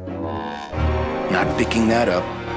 Celso Flores, what are you doing in Hector LeMans' waiting room? Oh, he sent us out here to make up our minds about his offer. Who are you, if you don't mind me asking? I'm your travel agent. Oh, I have a travel agent already, but he's miles away mopping floors in an automat, so I suppose the position is open. Actually, I work for Hector. He sent me to answer your questions. I'll handle this, my sweet one. What can you tell me about these double N tickets? This price seems much more than double. It's a scam. The tickets are counterfeit. Take your money and run. Ho, ho, ho! Don't try any of that tricky reverse psychology on me, my friend. Well, they cost a mint because they save you a mint. Well, I don't have a mint, so what do I care?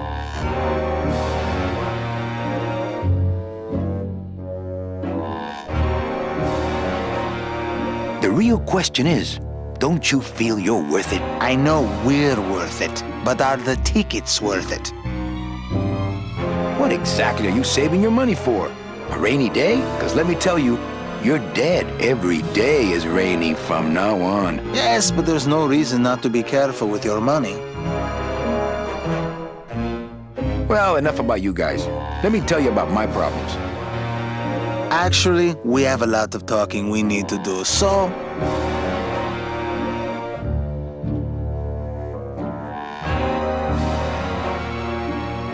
This makeup breathes about as much as vulcanized rubber. Yes, but it brings out your strong jaw.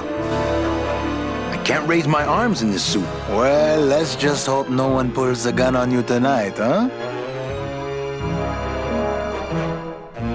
I just got back from the worst vacation I've ever had. Actually, I just got back from quite an adventure myself, so... Well, I'm sure you've seen flying spiders and flaming beavers, but trust me, it gets worse. You see, I've been to the edge of the world and back. I had no idea traveling the land of the dead was so fraught with peril. Now, how much would you pay just to skip the whole thing? Darling, come. Let us blow our nest egg together.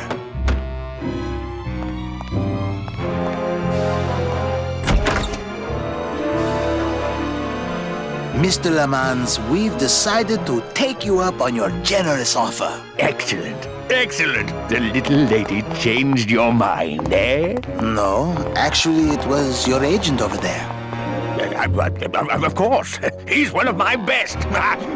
Well, come on in. Let's chat, shall we? Still got it.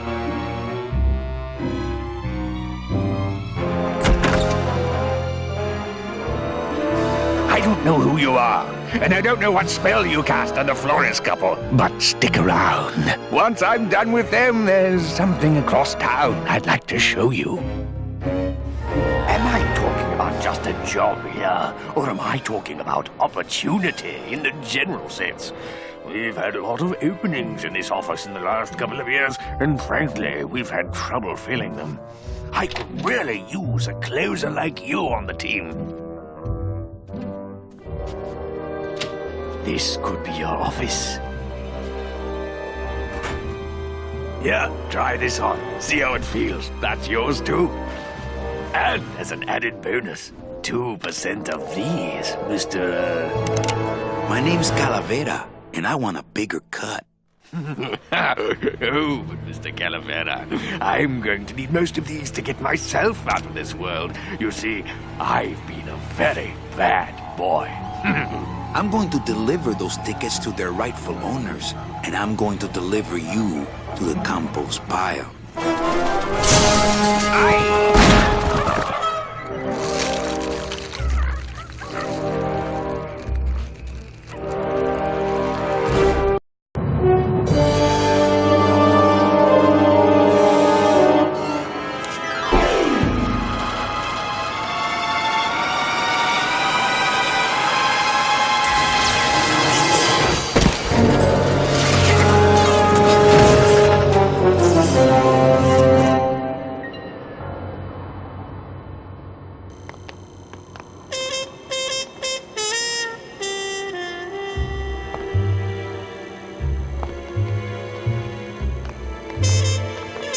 No, I have to get to that suitcase before the tickets blow away.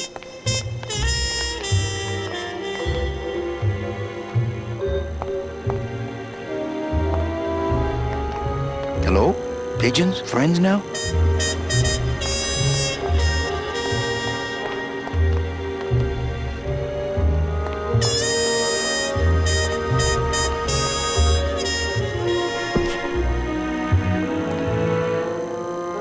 They look bony to me, but she probably thinks they're fat. Not picking that up. Too steep to climb. I think using that old gargle as a structural support for Glamour Girl here was a bad idea.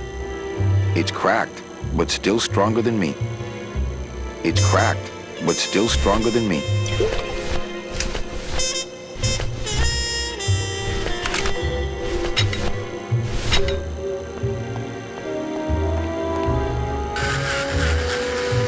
Well, so much for my third arm.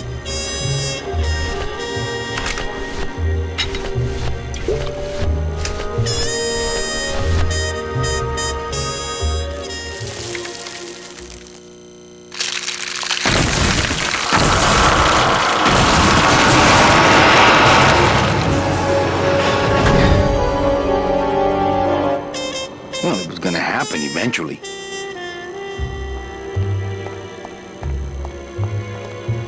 Ay, Chihuahua!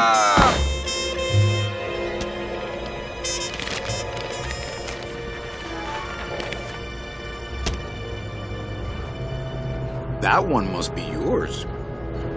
Don't forget to send for help.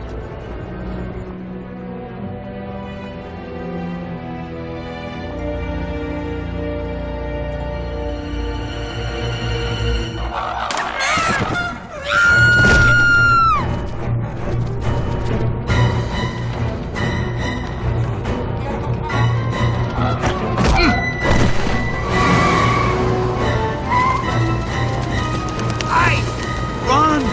Find Salvador! Get in, quick! We were supposed to have coverage back there. Where are all of Salvador's men? I don't know. He hasn't told me yet. Hola, Manuel.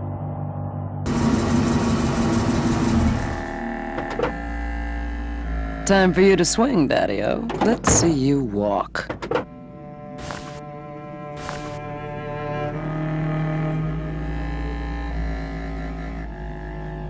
These flowers? All people Hector has sprouted? Hey, when you're on top like my boyfriend Hector is, you make a lot of enemies. What? You know, you really have bad taste in men. No, I have a taste for really bad men. There's a difference.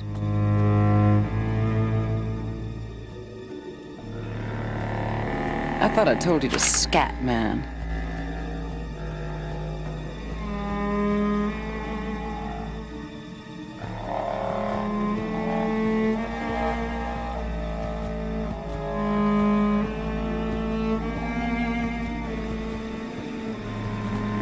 Oh, I think I thought of the scary thing that ends in a greenhouse. It's Frosty the Snowman. Remember?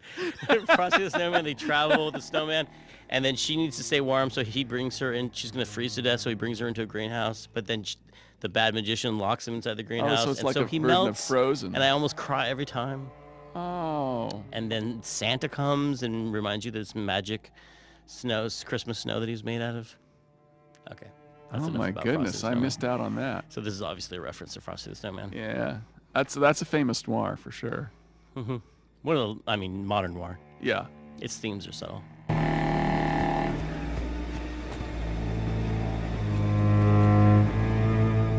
This must be Hector's murderous mausoleum. Not picking that up.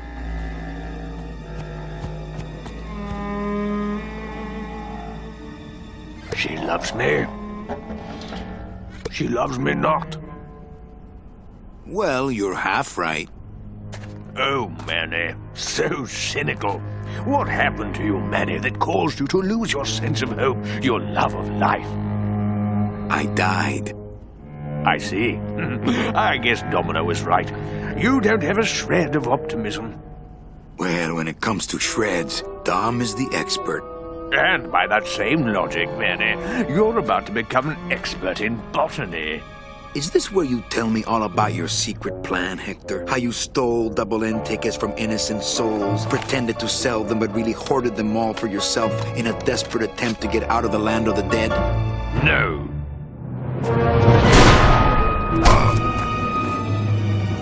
No, this is where you writhe around in excruciating pain for about an hour because that idiot Bowsley ran off with all the fast-acting Sproutella. This slow stuff will sprout you, but it's going to take a long time, I'm sorry to say.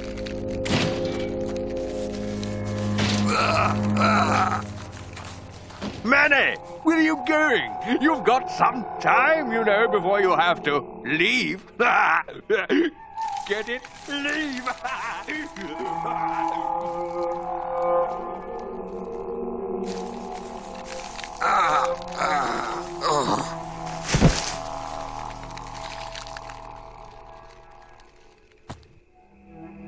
Green. Spreading. So painful. I claw it out, but I don't have the strength. I claw it out, but I don't have the strength.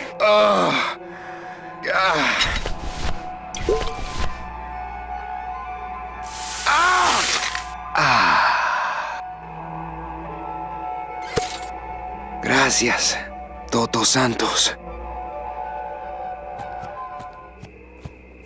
Come on, shake it for me, baby. One of you must be mine.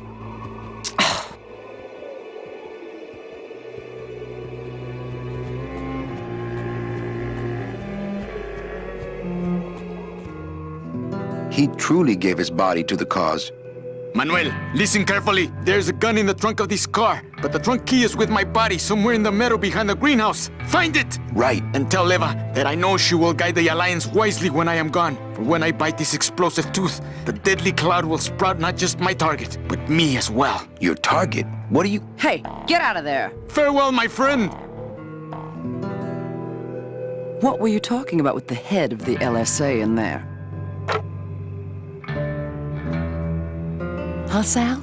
Got something you want to share with the class? Only this. Viva la revolución! Ah!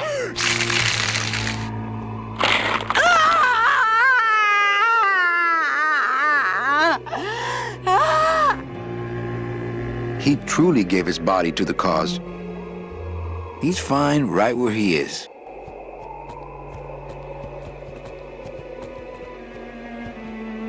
Well, I think it's neat too that we've just, with Tim's storytelling, we come to see flowers as a bad thing, and to see an actual, meadow full of flowers. It makes something that would be pretty ominous. It's grotesque. Yeah, it's a mass grave. That's crazy. That's a lot of flowers. That's a lot of polygons right there. So yeah, those are individual flowers in the foreground, and then in the background that they were, pardon me, textures. And Paul didn't copy and paste any of them. He built each one. I grew them digitally. I put water on He built them really small, and then I had to animate and scale each one of them up to the proper size. I hope the LSA got a good deal on this car. I left my tow truck back in my other suit. It's locked. Nothing like the real McCoy after I deal with Hector. Hey, my scythe. Well, what do you know? Sal had a ticket all along.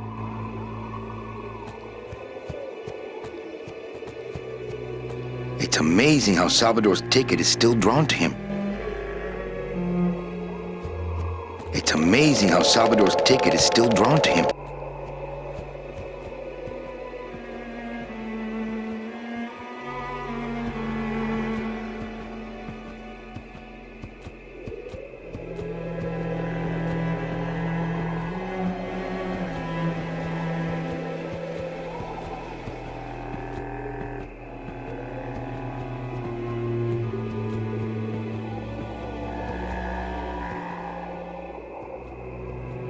Seems to be attracted to something over this way.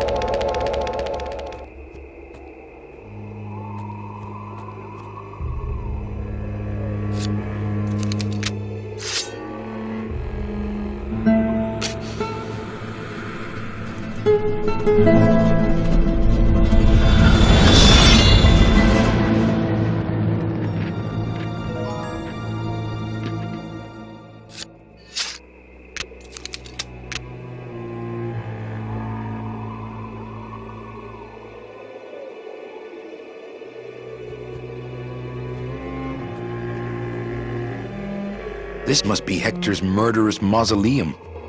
I'm not going in there until I'm packing some chlorophyll.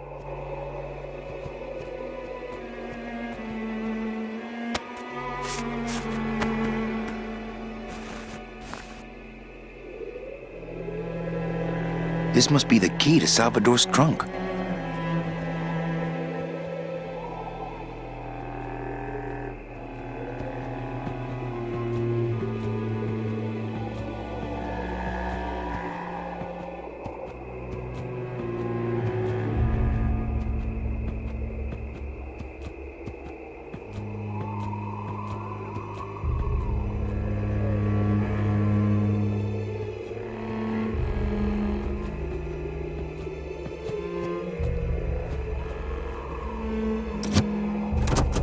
Ah, yes. Lots of ammo.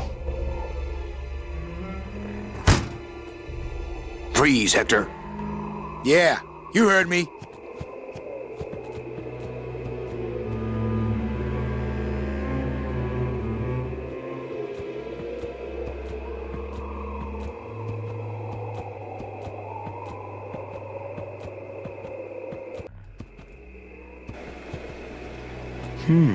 Hector supplies water to keep the flowers alive? Does he see them as a memorial or as trophies?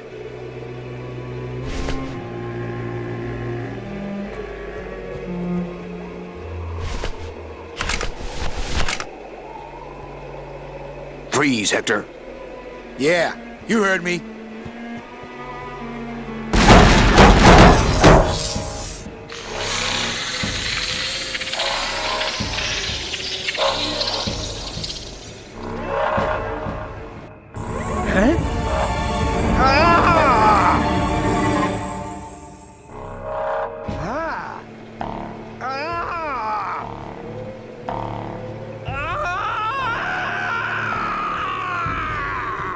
doesn't sound good.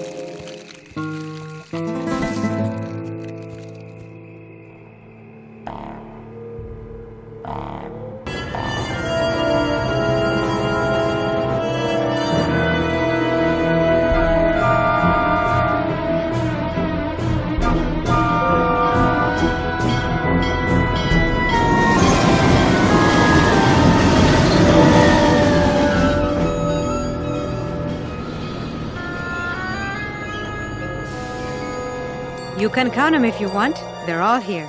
How about yours? The company gave me one on the other end. Sort of a retirement present. And, demons ride free, right? Aw, Manny, you know I can't go with you. I'm a spirit of the land and all that. I can't ever leave this world. I guess I got so wrapped up in saving people, I just assumed I'd be able to save you too. Yeah, but I don't need to be saved. I like it here. I'm not all alone in that basement anymore, thanks to you.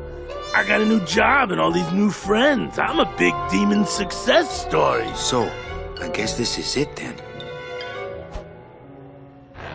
Come here, give me a hug. You were the best boss I ever had. Bye.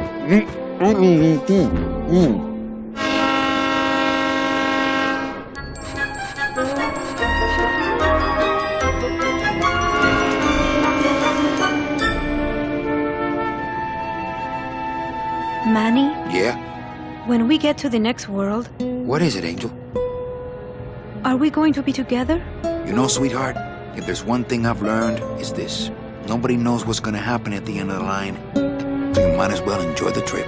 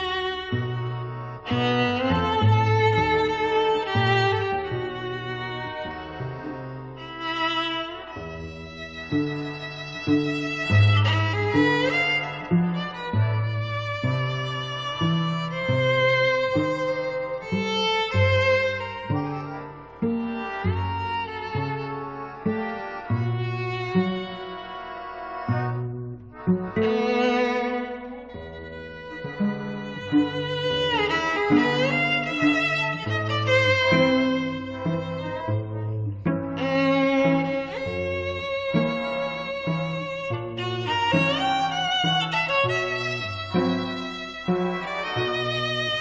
you.